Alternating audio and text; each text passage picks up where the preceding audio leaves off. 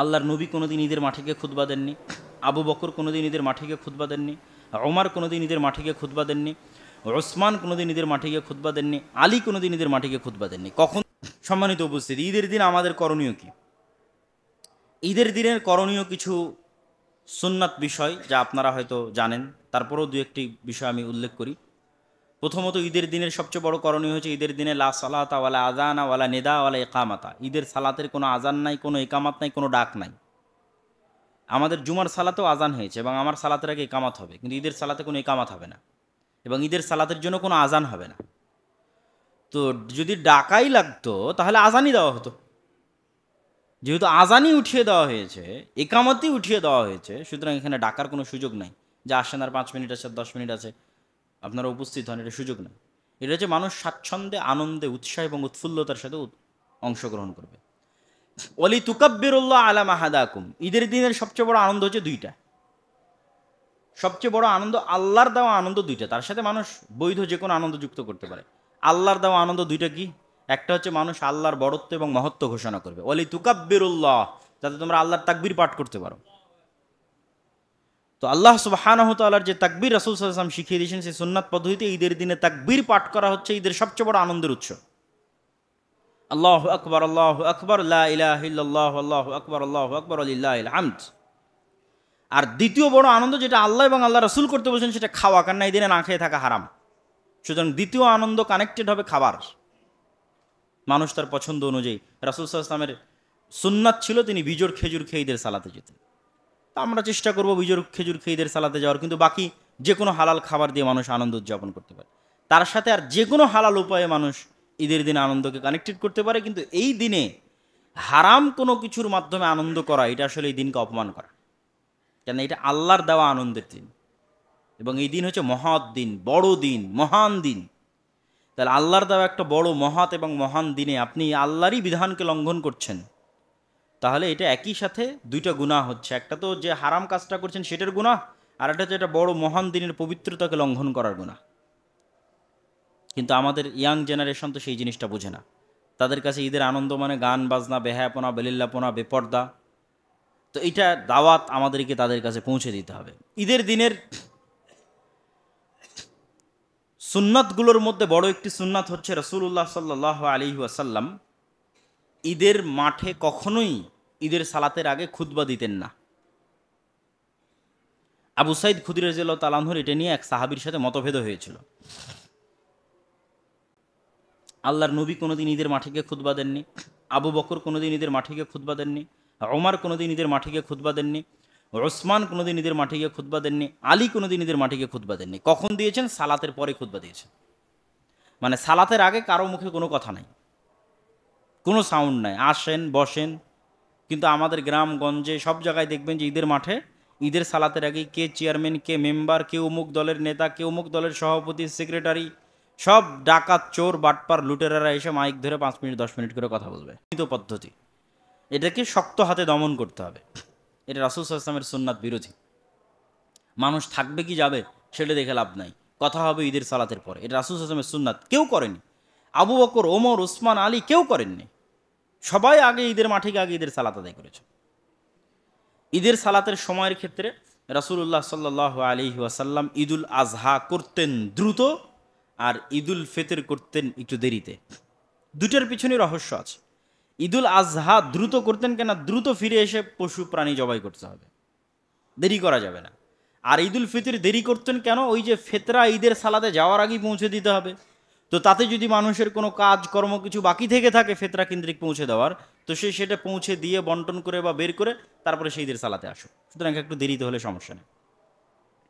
স্বাভাবিকভাবে সূর্য ওঠার কিছুক্ষণ পরপরই রাসূলুল্লাহ সাল্লাল্লাহু আলাইহি ওয়াসাল্লাম ঈদের সালাত আদায় করতেন, যেটা এখনও সৌদি আরবে কালচারালি ফলো করা হয়।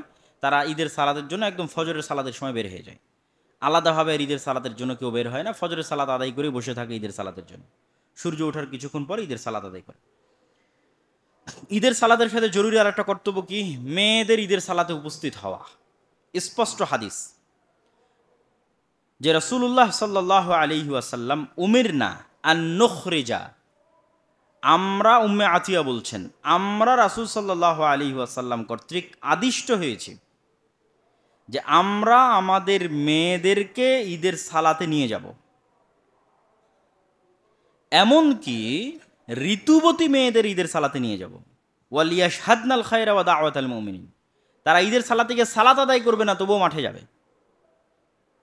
এমনকি রাসূলুল্লাহ সাল্লাল্লাহু আলাইহি ওয়াসাল্লাম বলছেন, কারো যদি কাপড় না থাকে, ইযা লাম ইয়াকুন লাহা জিলবাবুন আন লা তাখরুজা, তার কোনো চাদর নাই, বোরখা নাই যেটা পরে বের হবে, লিতুলবিসাহা সাহিবাতুহা মিন জিলবাবিহা, তাহলে তার বান্ধবী, তার পাড়া প্রতিবেশী তাকে যেন চাদর দেয়, তাকে যেন বোরখা দেয়, সে ধার করে হলেও ঈদের মাঠে উপস্থিত হবে। এটা মূলত আল্লাহ সুবহানাহু ওয়া তাআলার বড়ত্ব এবং মহত্ব প্রকাশ করার এক বিশাল সমাগম। এই জন্য ঈদের মাঠ না ভাঙ্গা ভালো, ঈদের মাঠ বড় হওয়া ভালো, ঈদের জামাত বড় হওয়া ভালো। এখানে একটা ঈদের মাঠ, তারপরে তার পাশে আরেকটা, তার পাশে আরেকটা, এরকম না হওয়া ভালো। হারাম এটা বলছি না, কিন্তু মূল যে মাকসাদ ঈদের সালাতের, সেটা প্রকাশ করার জন্য জমায়েত বড় হবে তত।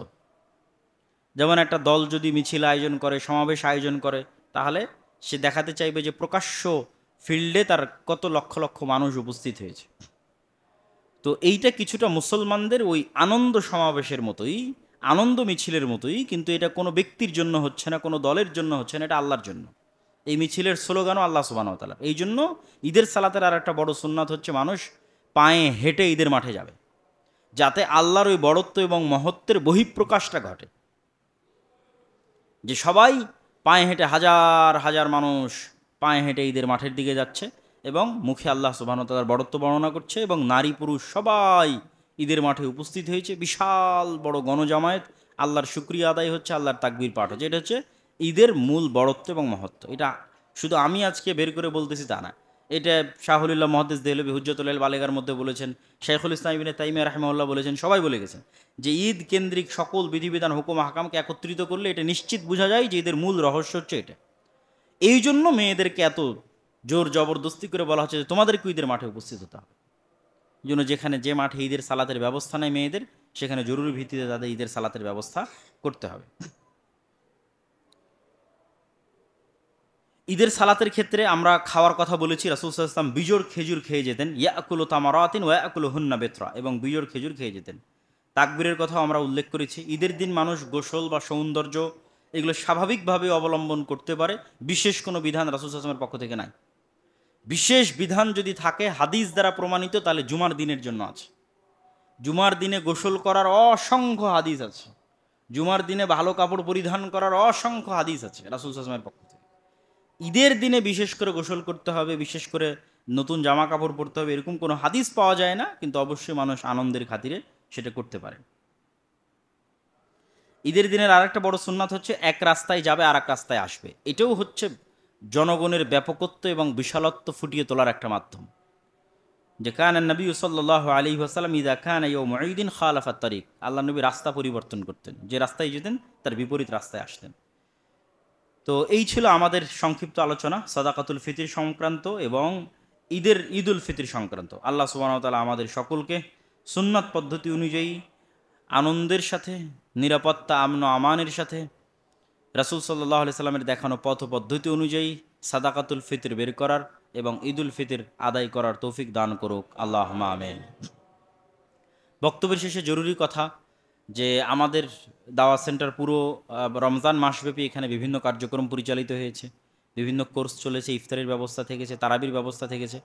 তো আমাদের মোটামুটি সকল স্টাফ ছুটিতে চলে গেছে, আজকে হয়তো শুধু একজন স্টাফ আছে, সেও হয়তো যাবে। তো আজকের পর থেকে পরবর্তী জুমা পর্যন্ত আমাদের এখানকার কার্যক্রমগুলো একটু অফ থাকবে, এবং পরবর্তী জুমা থেকে ইনশাল্লাহ আবার সকল কার্যক্রম শুরু হবে। তো সেক্ষেত্রে যারা হয়তো আপনারা এখানে নিয়মিত আসেন, তারাবির সালাতে হোক বা ইফতারিতে হোক, তারা আজকের এই 2 দিন নিজের মতো করে যেখানে সম্ভব হবে সেখানে আপনারা অংশগ্রহণ করবেন ইনশাল্লাহ। আর আপনারা এখানে যারা যেভাবে অংশগ্রহণ করেছেন তারপরেও উদাত্ত আহ্বান থাকবে। জামিয়া সালাফিয়ার কথা আপনারা জানেন, এবং আমাদের বিভিন্ন কার্যক্রমের কথা আপনারা হয়তো অনলাইন অফলাইন বিভিন্ন সময় অবগত হন। বিশাল বড় প্রতিষ্ঠান এবং অনেক কাজ, সুতরাং আপনার জাকাত হোক, আপনার স্বাভাবিক দান হোক, সেটার একটা অংশ অবশ্যই আপনারা এটাতে অংশগ্রহণ করতে পারেন, এবং অংশগ্রহণ করার জন্য উদাত্ত আহ্বান জানাবো। রমজান মাস যেহেতু শেষ, সেহেতু আমরা যত বেশি পরিমাণে পারি কল্যাণের কাজে এগিয়ে আসা উচিত। আর দান এবং সাদাকা আল্লাহ সুবহানাহু তাআলার কাছে পৌঁছবে না, তারপরও আল্লাহ দিতে বলেছেন। তার মানে এটার পিছনে অবশ্যই কোনো রহস্য আছে। এই অর্থনৈতিক ইবাদতের অনেক ক্ষমতা আছে। তো অর্থনৈতিক ইবাদতের একটা বড় ইবাদত হচ্ছে জাকাত, অর্থনৈতিক ইবাদতের একটা বড় ইবাদত হচ্ছে ফিতরা। আমরা পুরো রমজান মাস ইবাদত করলাম শারীরিক, মানসিক, আত্মিক, কিন্তু আমার অর্থের কোনো ইবাদত হলো না। এই জন্য ইসলামের মধ্যে সামঞ্জস্য আছে। সালাত মানুষের শারীরিক মানসিক ইবাদত, কিন্তু জাকাত মানুষের অর্থনৈতিক ইবাদত। ঠিক হজ মানুষের শারীরিক, মানসিক, অর্থনৈতিক সবগুলো এক জায়গায় কম্বিনেশন আছে যা হজের মধ্যে। মানুষের টাকাও খরচ হয়, মানুষের শরীরেরও পরিশ্রম হয়। এই জন্য হজের ক্ষেত্রে বলা আছে যে মানুষের শরীরের সক্ষমতাও লাগবে, টাকার সক্ষমতাও লাগবে। দুই সক্ষমতা এক জায়গায় হলে হজ করতে হবে। তো এই অর্থনৈতিক ইবাদত থেকে আমরা মিস না হই। রমজান মাসে আমরা শারীরিক মানসিক ইবাদত করেছি, কোরআন তেলাওয়াত করেছি, তারাবির সালাত আদায় করেছি, না খেয়ে থেকেছি, কিন্তু আমার অর্থেরও ইবাদত আমরা করি। অর্থ থেকেও আমরা আল্লাহ সুবহানাহু ওয়া তাআলার সন্তুষ্টির জন্য দান জাকাতে অংশগ্রহণ করি, যার একটা অংশ আপনাদের অবশ্যই হক রাখে। আপনাদের দাওয়া সেন্টার, জামিয়া সালাফি, এই প্রতিষ্ঠানগুলো, সেই প্রতিষ্ঠানগুলোর কথা আপনারা স্মরণে রাখবেন। আল্লাহ সুবহানাহু ওয়া তাআলা আমাদের সকলকে এই পুরো রমজান মাসের যা ভুল ত্রুটি আছে সেই ভুল ত্রুটিগুলো ক্ষমা করে দিয়ে রমজানের যে ফজিলত আছে সেই ফজিলত পাওয়ার আল্লাহ সুবহানাহু ওয়া তাআলা আমাদের তৌফিক দান করুক। আল্লাহুম্মা আমিন। আল্লাহ আমাদেরকে পরবর্তী রমজান পর্যন্ত জীবিত থাকার তৌফিক দান করুক। আল্লাহুম্মা আমিন। রমজান অতিক্রম হয়ে গেল কিন্তু গুনাহ ক্ষমা করে নিতে পারলাম না, এটা অনেক বড় আফসোসের, অনেক বড় অভিশাপের এবং অনেক বড় দুঃখের। তো এখনও যে কয়দিন সময় আছে আমরা চেষ্টা করি আল্লাহ সুবহানাহু ওয়া তাআলা আমাদের সকলের গুনাহ খাতা ক্ষমা করে দিক। আল্লাহুম্মা আমিন। আমাদের যারা মারা গেছে তাদের আল্লাহ কবরের আযাব মাফ করে দিক। আল্লাহুম্মা আমিন।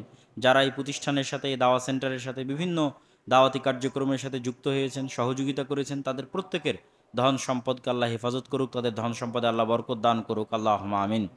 এবং তাদের পরিবার পরিজনকে আল্লাহ সুবহানাহু ওয়া তাআলা আসমানি জমিনি যে কোনো বালা মুসিবত থেকে হেফাজত করুক। আল্লাহুম্মা আমিন।